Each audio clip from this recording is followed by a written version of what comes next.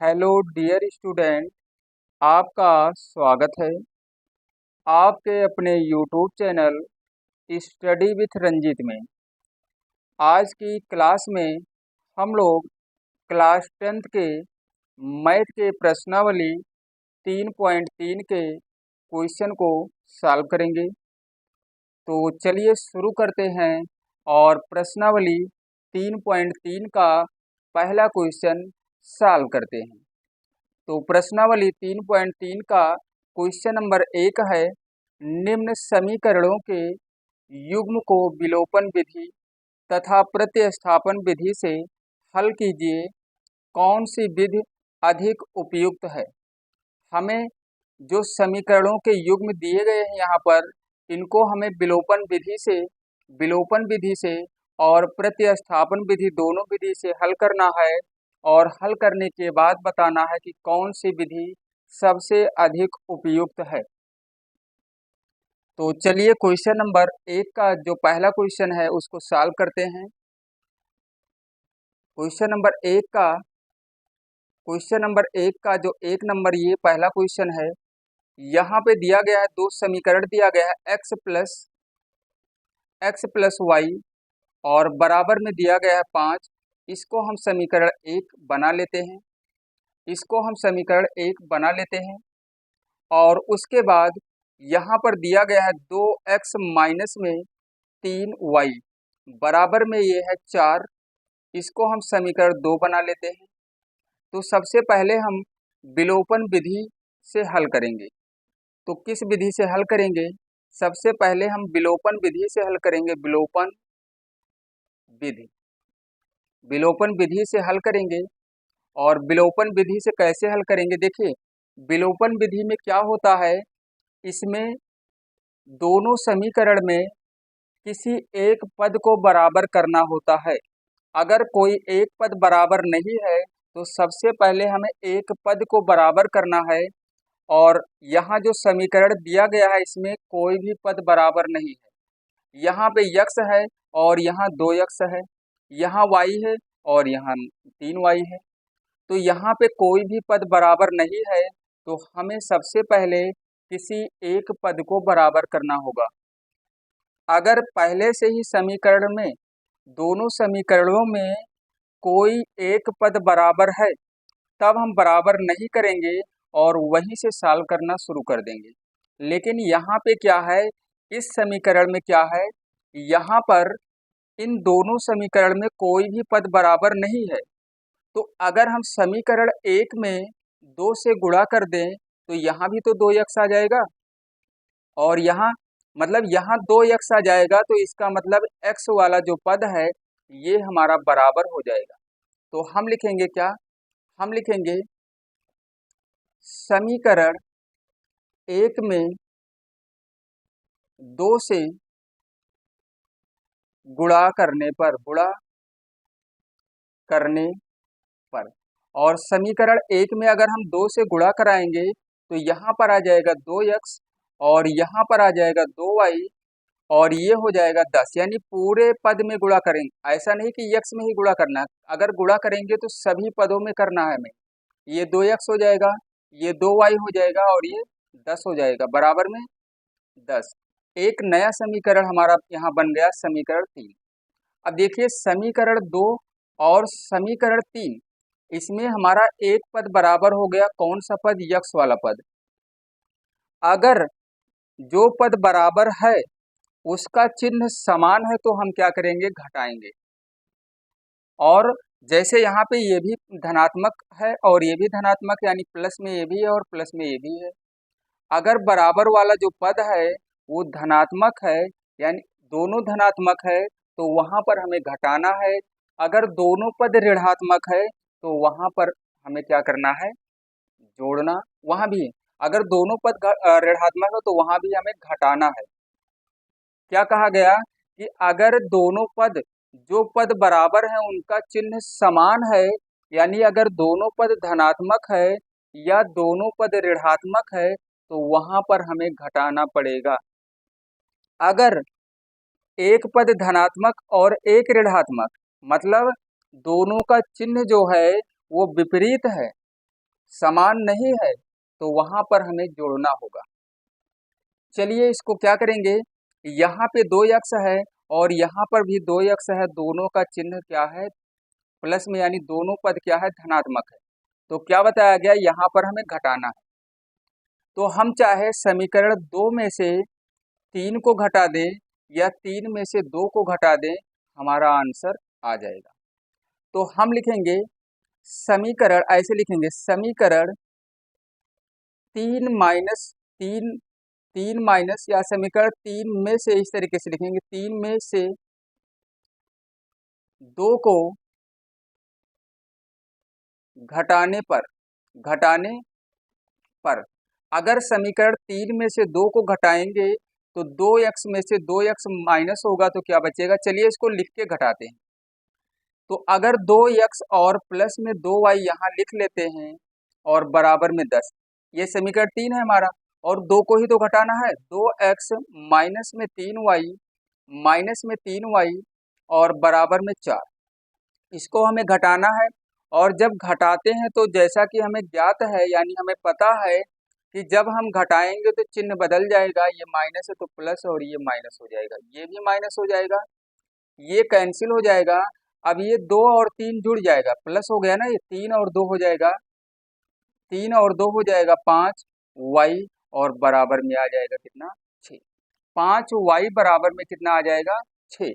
तो y बराबर कितना आ जाएगा, y बराबर 6/5 आ जाएगा। हमारा आंसर आ गया, एक आंसर आ गया। उसके बाद y बराबर 6/5 समीकरण 1 में रख दो। 1 में रखने पर, 1 में अगर हम रखेंगे तो यहाँ पे x लिखा है, यहाँ y है, तो y के स्थान पे 6/5 हमें लिख देना है, बराबर में क्या है 5। यहाँ पे x है, 5 यहाँ पर है और माइनस हो जाएगा 6/5 को जब उधर ले जाएंगे, बटे 1 हो जाएगा। अब हम एलसीएम निकाल के और सॉल्व कर लेंगे, एलसीएम 5 आएगा, 5 पंचे ये 25 हो जाएगा और -6। तो जब 25 में से 6 को जब घटाएंगे तो x का मान आ जाएगा 19 और बटे में आ जाएगा 5। x का मान कितना आ गया, 19/5। तो विलोपन विधि में हमें यही करना है। क्या करना है, विलोपन विधि में हमें ऐसे ही सॉल्व करना है, किसी एक पद को गायब कर देना है। बराबर नहीं है तो बराबर कर लेना है, और बराबर है तो बराबर नहीं करना है, सीधा जोड़ देना है या घटा देना है। चलिए अब प्रतिस्थापन विधि से हल करते हैं इसी को। किस विधि से, प्रतिस्थापन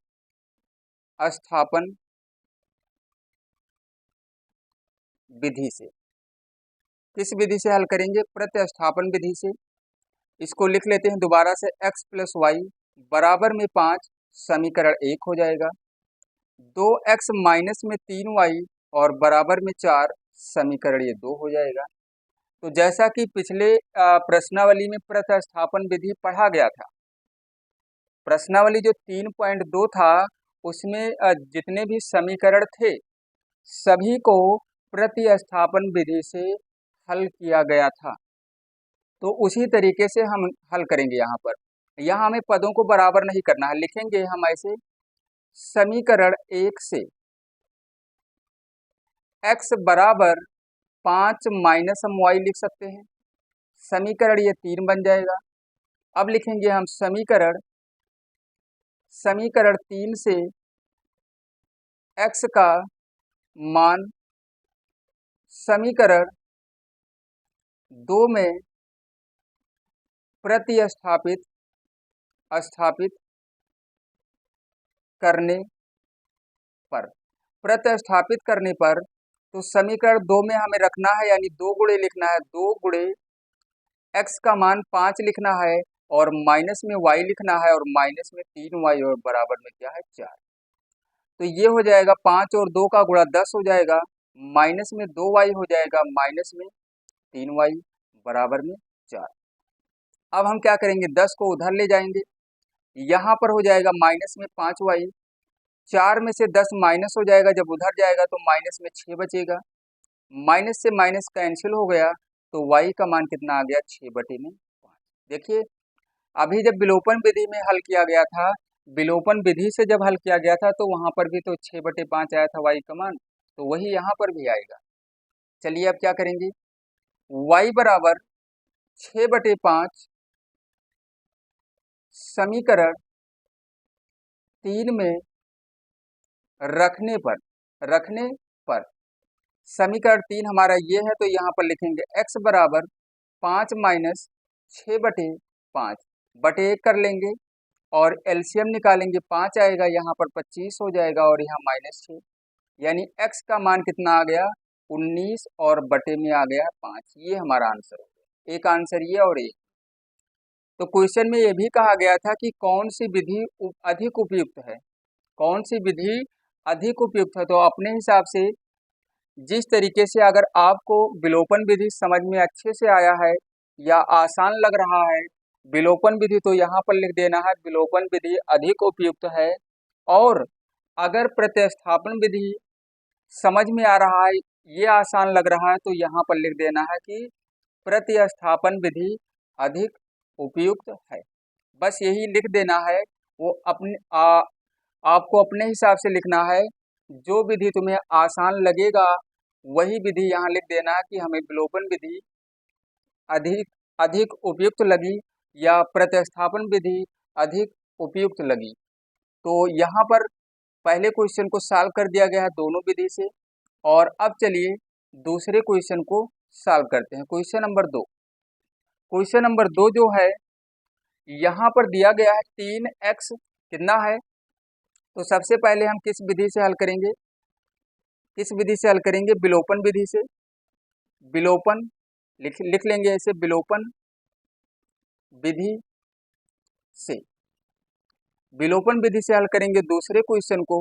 तो यहाँ पे है 3x प्लस में 4y बराबर में 10 है, ये समीकरण 1 हो गया। यहाँ पर क्या है 2x माइनस में 2y बराबर में 2, ये समीकरण 2 हो गया। तो देखिए यहाँ पे विलोपन विधि में किसी एक पद को हमें बराबर करना है, और बराबर कैसे होगा, अगर यहाँ समीकरण 2 में 2 से गुणा कर दें तो यहाँ भी 4y आ जाएगा, मतलब 4y y वाला पद बराबर हो जाएगा। क्या लिखेंगे, समीकरण 2 में 2 से गुणा करने पर, जब गुणा करेंगे समीकरण 2 में तो यहाँ पर आ जाएगा 4x और यहाँ -4y और बराबर में 4, एक नया समीकरण हमारा बन गया, समीकरण 3।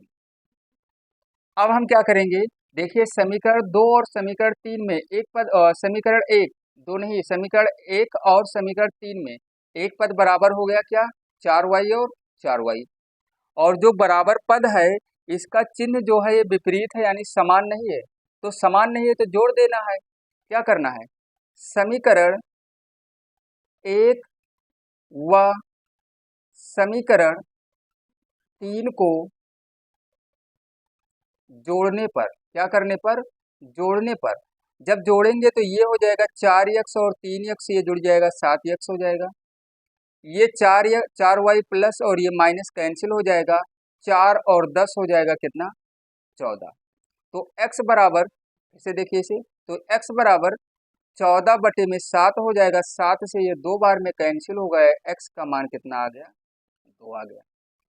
अब हम क्या करेंगे, x बराबर 2, ऐसे लिखेंगे यहाँ पर, x बराबर में 2 समीकरण, किसी भी समीकरण में रख दो, समीकरण चलिए यहाँ पे 2 में रख देते हैं, समीकरण 2 में रखने पर समीकरण 2 हमारा यही है। तो यहाँ पर लिखना है 2 गुणे 2 लिखना है, 2x है माइनस 2y बराबर 2। तो यहाँ पर आ जाएगा 4, यहाँ -2y बराबर में 2, 4 को उधर ले जाएंगे तो -2y, 2 में से 4 माइनस हो जाएगा, तो माइनस कितना आ जाएगा, -2y और बराबर -2। तो y बराबर क्या हो जाएगा, -2 बटे -2, माइनस माइनस कट गया, 2 से ये कट गया, यानी 1 आ गया। y का मान कितना आ गया, y बराबर 1 आ गया है। ये दोनों आंसर हो जाएगा हमारा, ये दोनों। चलिए अब हम इसको प्रतिस्थापन विधि से हल करते हैं। प्रतिस्थापन विधि से हल करेंगे इसको। किस विधि से? प्रतिस्थापन विधि से। प्रतिस्थापन विधि से हल करेंगे। प्रतिस्थापन विधि में अभी हल ही किया गया है, कैसे हल करना। दूसरा जो क्वेश्चन है, 3x प्लस में क्या है 4y बराबर में 10 है, समीकरण 1 है ये हमारा। 2x माइनस 2y बराबर 2 है, समीकरण ये 2 है। हमें लिखना है समीकरण 1 से, समीकरण 2 को भी ले सकते हैं। तो समीकरण 1 से अगर हम करेंगे इस तरीके से, 4y 3x को जब उधर ले जाएंगे 10 माइनस 3x हो जाएगा, तो y बराबर क्या हो जाएगा 10 माइनस में 3x और बटे में हो जाएगा 4, ये बन जाएगा समीकरण 3। समीकरण 3। अब हम लिखेंगे समीकरण 3 से, समीकरण 3 से y का मान समीकरण चलिए 2 में कर देते हैं। 2 में प्रतिस्थापित करने पर समीकरण 2 हमारा ये है। तो लिखना क्या है, 2x लिखना है माइनस 2y है, तो 2 गुणे क्या लिखना है 10 माइनस 3x बटे 4 लिखना है, और बराबर में क्या लिखना है 2 लिखना है। बराबर में क्या लिखना है 2 लिखना है। और उसके लिए हम क्या करेंगे, बराबर में क्या लिखा गया 2 लिखा गया यहाँ पर। तो अब हम क्या करेंगे, इस 2 से ये कैंसिल हो गया 2 बार में, तो ये आ जाएगा 2x को बटे 1 कर लो, 2x को बटे 1 कर लो, 2x बटे 1, और यहाँ पर हो जाएगा माइनस, यहाँ पर 10 माइनस 3x और बटे में 2 कर लो, बराबर में 2 है। इसका एलसीएम आ जाएगा 2, कितना आ जाएगा इसका एलसीएम 2, तो 2 दूनी ये हो जाएगा 4x, यहाँ पे माइनस है तो ये माइनस 10, लेकिन ये माइनस और माइनस हो गया प्लस 3x, और बराबर में क्या है 2, इसको बटे 1 कर लो। क्रॉस मल्टीप्लाई करा लेंगे तो 4 और 3 ये तो 7x हो जाएगा, और माइनस में 10, 2 का गुणा 2 में हो गया तो आ जाएगा 4, 2 का गुणा 2 में हो गया तो कितना आ गया 4। तो अब हम लिखेंगे 7x बराबर 4 प्लस 10 हो जाएगा। क्या लिखेंगे 7x बराबर 4, ये प्लस में 10 हो जाएगा। देख लीजिए एक बार, पक्षांतर करेंगे तब, तो यहाँ पर आ जाएगा 7x बराबर 14, तो x बराबर आ जाएगा 14 और बटे में 2, और 7 हो जाएगा 7। 7 से 2 बार में कैंसिल हो गया, तो यहाँ पर भी x का मान आ गया 2 आ गया। लिखेंगे x बराबर 2, समीकरण 3 में रखने पर समीकरण 3 ये है हमारा। तो y बराबर 10 माइनस 3x है, तो 3 गुणे 2 कर लेना है, बटे में 4 कर लेना है। y बराबर यहाँ पर आ जाएगा 6, 3 दूनी 6 और बटे में 4 है। 10 में से 6 को घटाएंगे तो आ जाएगा 4 और बटे में 4, 4 से 4 कैंसिल हो गया, तो y बराबर आ गया है। तो प्रतिस्थापन और विलोपन विधि दोनों में सेम ही आंसर आएगा, चाहे जिस विधि से हम सॉल्व करेंगे। चलिए तीसरे 3 नंबर है उसको भी सॉल्व कर लेते हैं। सबसे पहले हम सॉल्व करेंगे विलोपन विधि से, विलोपन विधि से। उसके बाद इसको हम लिखेंगे, तीसरा जो है 3x माइनस में 5y है, और माइनस 4 है यहाँ पर देखिए, तो इसको हम बराबर में 4 कर रख लेते हैं, बराबर में 4, ये समीकरण 1 हो जाएगा। यहाँ पे 9x है तो 2y को इधर ले आते हैं, 9x और माइनस हो जाएगा 2y बराबर में 7 बचा, ये हमारा बनेगा समीकरण 2। तो यहाँ भी कोई पद बराबर नहीं है, तो अगर समीकरण 1 में हम 3 से गुणा करा दें तो यहाँ पर 9 आ जाएगा, तो हमारा एक पद बराबर हो जाएगा। इसका मतलब हम लिखेंगे समीकरण 1 में 3 से गुणा करने पर, और जब 3 से गुणा कराएंगे तो आ जाएगा यहाँ 9x, यहाँ 15y, यहाँ 9x माइनस 15y, 3 चौके ये हो जाएगा 12, समीकरण हमारा बन गया 3। अब समीकरण 2 और समीकरण 3, इसका एक पद यानी एक पद बराबर है और दोनों का चिन्ह समान हो, दोनों का चिन्ह समान है तो हम क्या करेंगे, घटाएंगे। क्या लिखेंगे, समीकरण समीकरण 3 में से समीकरण 2 को घटाने पर, और जब घटाएंगे तो 9x में से 9x घटाएंगे, कैंसिल हो जाएगा, और -15 में से माइनस करना है -2y। यहाँ पे समझिए, यहाँ हम लिखेंगे नहीं, क्योंकि पहले क्वेश्चन में लिख के घटाया गया था, तो यहाँ डायरेक्ट ही लिखेंगे, मतलब 9x में से 9x गया, कुछ नहीं बचा। ये माइनस में 15y है, और ये माइनस करना है -2y को। यहाँ समझिए, माइनस करना है -2y को, तो यहाँ पर ये प्लस हो जाएगा। पहले क्वेश्चन में लिख के उसको सॉल्व किया गया था, पहले क्वेश्चन में उसको लिखा गया था और सॉल्व किया गया था, यानी उसको लिख के घटाया गया था। तो वहां पे जब घटाया गया था तो चिन्ह को बदल दिया गया था, वहां पर चिन्ह को बदल दिया गया था, तो यहाँ पर भी बदल जाएगा, ये माइनस ये प्लस हो जाएगा, इसी को तो घटा रहे हैं। तो माइनस क्या बचेगा, 13। कितना बचेगा, माइनस में यहाँ बचेगा 13y। 12 में से 7 घट जाएगा, कितना बचेगा, 5। तो y बराबर कितना आ जाएगा, 5/में -13। 5/में कितना आ जाएगा, -13, या हम लिख सकते हैं इसको y बराबर -5/13। इसको एक बार लिखकर घटा लेना, समीकरण 3 को ऊपर लिख लेना और समीकरण 2 को नीचे लिख लेना, यही आंसर आएगा। तो यहाँ पर लिखकर नहीं घटाया गया है, केवल एक लाइन लिखा गया और उसका आंसर यहाँ पर लिख दिया गया।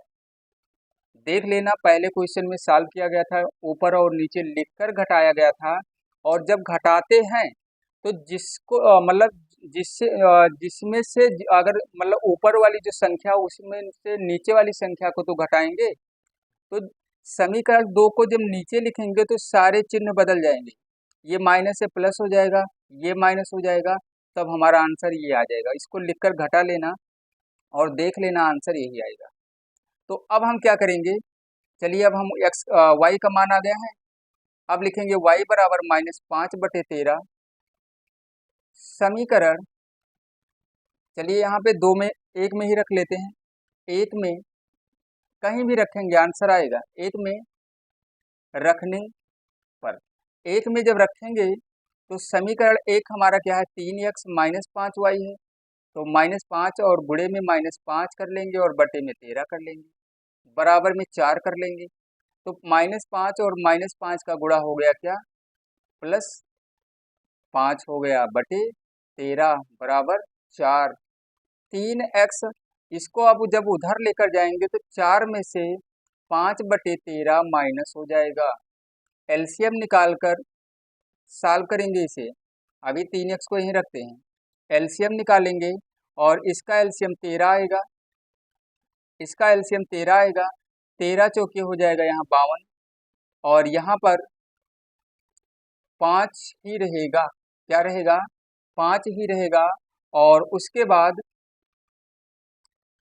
थोड़ा सा यहाँ पे देख लीजिए, यहाँ पर आ गया था कितना, यहाँ 25 आ गया था, थोड़ा सा यहाँ छूट गया था, 5 नहीं 25 होगा, और जब 25 होगा यहाँ पर तो हम 25 ही लिखेंगे, यहाँ 25 लिखेंगे। 52 में से 25 को घटाएंगे तो आ जाएगा कितना, 27, और बटे में आ जाएगा 13। लेकिन यहाँ पे ध्यान दीजिए, अभी यहाँ 3x बाकी है, 3x बराबर इतना आ गया है, तो x बराबर हो जाएगा 27/13 और गुणे 3 हो जाएगा। 3 से 27 को काट लेंगे, यानी कैंसिल कर लेंगे 9 बार में, तो x का मान कितना आ गया, 9/13। तो दोनों आंसर हमारा आ गया है, x का मान 9/13 और y का मान -5/13। चलिए अब इसको हम प्रतिस्थापन विधि से हल कर लेते हैं। प्रतिस्थापन विधि से भी हल करेंगे, क्या करेंगे, प्रतिस्थापन विधि से। तो यहाँ पर पहले इसको हम लिखेंगे, क्या लिखेंगे, 3x माइनस में 5y बराबर में 4 कर लेते हैं, समीकरण 1 बन जाएगा। 9x माइनस कर लेते हैं 2y, 9x माइनस 2y और बराबर में क्या कर लेते हैं, 7। समीकरण ये बन गया 2, समीकरण क्या बन गया, 2। अब हम लिखेंगे समीकरण 1 से, क्या लिखेंगे, समीकरण 1 से तो यहाँ पर हम लिख लेते हैं 3x बराबर में 4 और ये प्लस में हो जाएगा 5y, तो x बराबर हो जाएगा 4 प्लस में 5y और बटे में हो जाएगा 3। ये हमारा बन गया समीकरण 3। क्या बन गया? समीकरण 3।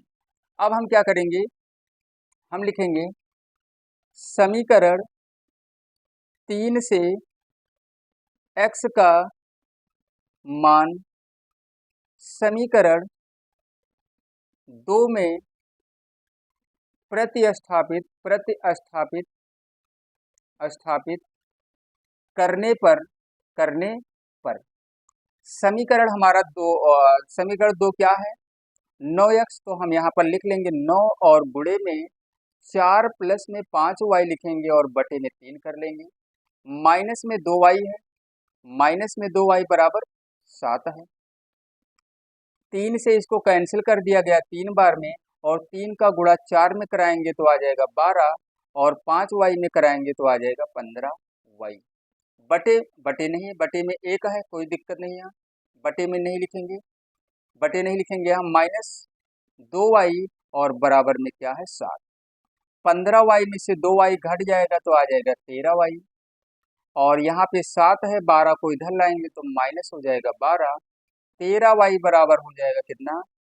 माइनस में 5, माइनस में 5, तो y बराबर कितना हो जाएगा? -5 बटे में 13। देखिए दोनों का आंसर सेम आ रहा है, यही आंसर विलोपन विधि में भी आया था, तो सेम ही आएगा। चलिए अब क्या करेंगे, अब हम क्या करेंगे, लिखेंगे y बराबर -5 बटे 13 समीकरण 3 में रखने पर समीकरण 3 हमारा ये x बराबर क्या है 4, प्लस में क्या है 5y, तो हम 5 से गुणा करा लेंगे -5 बटे 13, और बटे में क्या है 3। तो देखिए यहाँ पे 4 है और ये बच्चों हम 25 हो जाएगा, क्या हो जाएगा? माइनस में 25 बटे 13 हो जाएगा, और बटे में 3 को लिख लेंगे, इसको बटे 1 कर लेंगे। अभी इसको सॉल्व किया गया था कहीं पे ऊपर, 4 यानी यहाँ पे आ जाएगा 52, 52 में से 25 माइनस होगा आ जाएगा 27, और बटे 13 कितना आ जाएगा? 27 बटे में 13 और बटे में 3। 3 से हम 27 को 9 बार में कैंसिल कर लेंगे, तो हमारा आंसर आ जाएगा 9 बटे 13 आ जाएगा। ये हो जाएगा हमारा x का मान। तो क्वेश्चन में ये भी तो कहा गया था कि कौन सी विधि अधिक उपयुक्त है। जो विधि आपको सबसे आसान लगे कि इस विधि से हम आसानी से सॉल्व कर सकते हैं, वही विधि लिख देना है। कहा गया था कि कौन सी विधि अधिक उपयुक्त है, तो जो विधि आपको सबसे आसान लगे, यानी जो समझ में आया है कि हम इस विधि से आसानी से सॉल्व कर सकते हैं या हल कर सकते हैं, वही विधि लिख देना है। कि हमें यहाँ पर लिख देना, यहाँ पर एक लाइन लिख देना है। एक लाइन क्या लिखना है, हमें ये लिखना है कि अगर प्रतिस्थापन विधि अधिक उपयुक्त है तो उसको लिख देना है, और अगर विलोपन विधि अधिक उपयुक्त है तो उसको लिख देना है। बस यही लिखना है कि कौन सी विधि अधिक उपयुक्त है, यही लिखना है, सॉल्व करके यही लिख देना है, और कुछ नहीं करना है यहाँ पर। चलिए इसमें एक क्वेश्चन और है, क्वेश्चन नंबर 4, उसको भी कर लेते हैं सॉल्व। और पहले जो क्वेश्चन था क्वेश्चन नंबर 1, इसमें 4 क्वेश्चन को सॉल्व करना था, तो 3 क्वेश्चन सॉल्व हो गया है, एक और सॉल्व कर लेते हैं। चौथा जो है, सबसे पहले हम विलोपन विधि से सॉल्व करेंगे, विलोपन विधि से सॉल्व करेंगे। और विलोपन विधि से कैसे सॉल्व करना है, ये कितना लिखा है, x बटे में 2 और प्लस में 2y और बटे में 3 बराबर में -1 है। इसको पहले सॉल्व कर लेते हैं। यहाँ पे एलसीएम 6 आ जाएगा, और यहाँ पर 3x और यहाँ पे 4y आ जाएगा। -1 है, क्रॉस मल्टीप्लाई करा लो, तो 3x और प्लस में 4y और बराबर में -6, समीकरण 1 हमारा बन गया यहाँ। उसके बाद क्या है, x माइनस वाई बटे 3 है, और बराबर में क्या है 3। इसको भी सॉल्व करेंगे, पहले इसको बटे 1 कर लेंगे, तो एलसीएम आ जाएगा 3, यहाँ लिख लेना, तथा एलसीएम आ जाएगा 3, तो ये 3x हो जाएगा और माइनस में y और बराबर में 3/1 कर लो। क्रॉस मल्टीप्लाई कराएंगे तो 3x माइनस वाई बराबर में 9, ये बन गया समीकरण 2। देखिए यहाँ हमें पद को बराबर ही नहीं करना है, यहाँ भी 3x और यहाँ भी 3x, दोनों का चिन्ह समान है, हमें घटा देना है। क्या करना है, समीकरण 2 में से एक को घटाने पर, और जब घटाएंगे तो 3x कैंसिल हो जाएगा और माइनस वाई में से माइनस करेंगे 4y तो हो जाएगा माइनस 5y हो जाएगा। 9 में से माइनस करेंगे 6 तो ये माइनस है, ये प्लस हो जाएगा, माइनस इसे ही तो करना है, तो 9 6 हो जाएगा कितना 15, तो y बराबर हो जाएगा 15 और बटे में 5, माइनस में 5 से माइनस 5 से कैंसिल किया गया तो आंसर आ गया -3। y बराबर कितना आ गया, माइनस में 3 आ गया, एक आंसर हमारा आ गया। y का मान कितना आ गया है, y का मान आ गया है -3, और अब हम लिखेंगे क्या, लिखेंगे y बराबर -3 समीकरण 1 में रखने पर, कहीं भी रखेंगे आएगा आंसर, रखने पर 1 में जब रखेंगे तो यहाँ पर है क्या 3x है, हमें लिख लेना है, यहाँ पर प्लस में 4y है तो प्लस लिखेंगे और 4 माइनस 3 इसका गुणा करा लेंगे बराबर -6 है। यहाँ पर 3x है और 4 3 12, माइनस में 12 हो जाएगा बराबर में -6, तो 3x बराबर हो जाएगा -6, 12 इधर आएगा प्लस 12 हो जाएगा, 12 में से 6 माइनस हो जाएगा, 6 बचेगा और यहाँ 3x, तो x बराबर कितना आ जाएगा 6/3, 3 से जब कैंसिल किया गया तो x का मान कितना आ गया 2, एक आंसर ये हमारा आ गया और एक आंसर ये आ गया। चलिए अब इसको हम प्रतिस्थापन विधि से भी सॉल्व कर लेते हैं। प्रतिस्थापन विधि से सॉल्व करना है इसको, तो लिखेंगे प्रतिस्थापन विधि से, प्रतिस्थापन विधि से सॉल्व करेंगे। तो जैसा कि अब यहाँ पे सॉल्व कैसे करेंगे, देखिए यहाँ पे देख लीजिए, यही समीकरण हम यहाँ पर लिख लेते हैं। ये पहला समीकरण हमारा बन गया था 3x + 4y बराबर -6, 3x + 4y, 3x + 4y और बराबर में -6, एक समीकरण हम इसको बना लिए थे। उसके बाद देखिए दूसरा समीकरण हमारा क्या बना था, 3x - y बराबर 9, 3x - y बराबर 9, यही हम लिख लेंगे, 3x माइनस में y और बराबर 9, ये समीकरण क्या हो गया 2। यहाँ चलिए समीकरण हम 2 को लेते हैं, समीकरण 2 से, तो अगर हम 3x यहाँ रख लेते हैं, y को इधर उधर ले जाएंगे तो ये माइनस है तो प्लस y हो गया, तो x बराबर हो जाएगा 9 + y और बटे में 3। समीकरण ये क्या बन गया 3, समीकरण ये 3 बन गया। अब हम क्या करेंगे, समीकरण 3 से x का मान समीकरण 1 में प्रतिस्थापित करने पर, तो समीकरण 1 हमारा क्या है 3x, तो हमें लिखना है 3 और गुणे में लिखना है 9 + y और बटे में 3 लिखना है, प्लस में 4y है, प्लस में 4y कर लो बराबर में -6, 3 से 3 कैंसिल हो गया तो यहाँ पर 9 और प्लस y और प्लस में 4y है, यहाँ पर माइनस क्या है 6, यहाँ पर क्या है -6, तो 4y और 1y हो जाएगा कितना 5y, यहाँ पर -6 है, 9 को इधर लाएंगे -9 हो जाएगा, तो यहाँ पर आ जाएगा y 5y, यहाँ -15 आ जाएगा, तो y बराबर कितना हो जाएगा -15 और बटे में 5, 5 से कैंसिल कर दिया गया तो y का मान आ गया -3, 5 से 15 को कैंसिल किया गया -15 को, तो हमारा आंसर कितना आ गया -3 आ गया।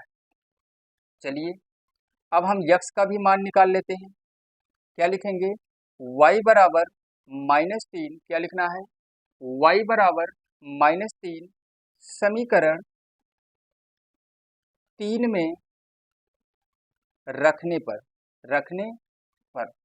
3 में जब रखेंगे तो x बराबर 9 प्लस y है, तो y का मान तो क्या आ गया है? -3, और बटे में 3 है, प्लस और माइनस यहाँ पे हो जाएगा 9 - 3 हो जाएगा बटे में 3। 9 में से 3 को घटाएंगे तो आ जाएगा 6 और बटे में 3। 3 से ये कैंसिल हो गया 2 बार में, यानी x का मान हमारा आ गया कितना? 2 आ गया। तो प्रतिस्थापन विधि से भी सॉल्व किया गया, y का मान -3 आया और x का मान 2, और विलोपन विधि से भी सॉल्व किया गया, तो वहां पर भी x और y का मान सेम ही आया है। x का मान 2 आया है और y का मान -3 आया है। तो यही हमें करना था पहले क्वेश्चन में। क्वेश्चन जो हमारा पहला था, देख लीजिए एक बार इसे। क्वेश्चन नंबर जो 1 था, इसमें 4 क्वेश्चन को सॉल्व करना था, 1, 2, 3 और 4, और चारों क्वेश्चन को हमें विलोपन विधि और प्रतिस्थापन विधि दोनों विधि से सॉल्व करना था, और दोनों विधि से सॉल्व कर कर हमें बताना था कि कौन सी विधि अधिक उपयुक्त है। तो आपको जो विधि अच्छे से समझ में आया होगा या जो आसान लगा होगा वही लिख देना है सॉल्व करने के बाद में, कि विलोपन विधि अधिक उपयुक्त है या प्रतिस्थापन विधि अधिक उपयुक्त है। जो विधि आपको आसान लगा होगा, समझ में आ गया होगा अच्छे से, वही विधि लिख देना है कि अतः विलोपन विधि अधिक उपयुक्त है, या लिखना है अतः प्रतिस्थापन विधि अधिक उपयुक्त है। बस यही करना था इस क्वेश्चन में। तो पहला जो क्वेश्चन था, चारों क्वेश्चन सॉल्व हो गया है।